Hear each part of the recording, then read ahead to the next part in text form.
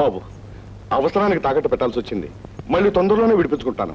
ఒక్క 1000 రూపాయలు ఇప్పించండి బాబు. अच्छा देता हूँ साहब, हमारा व्यापार तो है।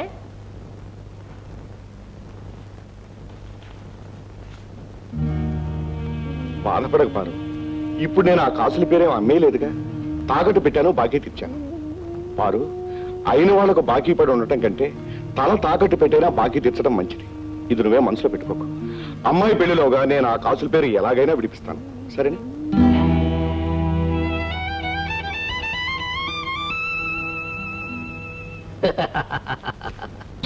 ఇంత తేలిగ్గా డబ్బు సంపాదించవచ్చని నేను ఎప్పుడు అనుకోలేదు గురు. ఏదైతే ఉందిరా, ఆ ముసలాడి తిక్క కుదిరింది. కనిపించని పెళ్ళాం పేరు చెప్పి మనల్ని ఆట పట్టించిపోయాడు.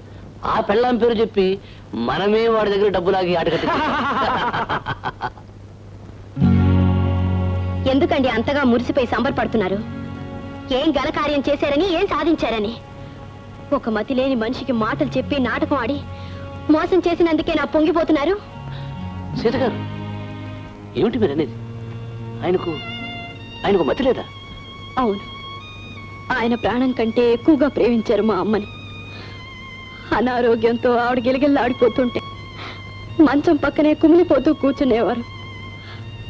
ఆ స్థితిలో ఒకనాడు మా అమ్మ మరణించింది.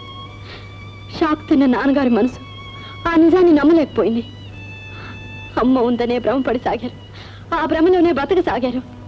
ఖాళీ కుర్చీల్లోనూ ఖాళీ మంచం పైన మనం చూడని ఆవిడే ఆయన కనిపిస్తుంది, ఆయన బ్రతికిస్తుంది.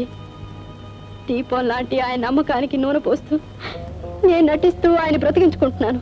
ఏమండి, ఈరోజు మీరు చేసిన పని వల్ల తను నమ్మేది బ్రహ్మాన్ని ఆయన తెలుసుంటే గుండె బద్దలై మరణించేవారు. ఆయన్ని చూసుకుని బ్రతికే నాకు మా నాన్నగారిని తెచ్చివ్వగలిగేవారా? లేదు, మీరు తేలేరు. మీరు చేయగలిగింది, మీకు చేతనైంది ఒక మతి లేని మనిషిని మోసం చేసి నవ్వుకోవడమేనండి. చూడండి, నలిగిన పువ్వుని, చెదిరిన మనసుని చూసి జాలిపడ్డం, సానుభూతి చూపించడం మానవత్వం అనిపించుకుంటుంది. అది మీలో మిగుల్చుకోవడానికి ప్రయత్నించండి.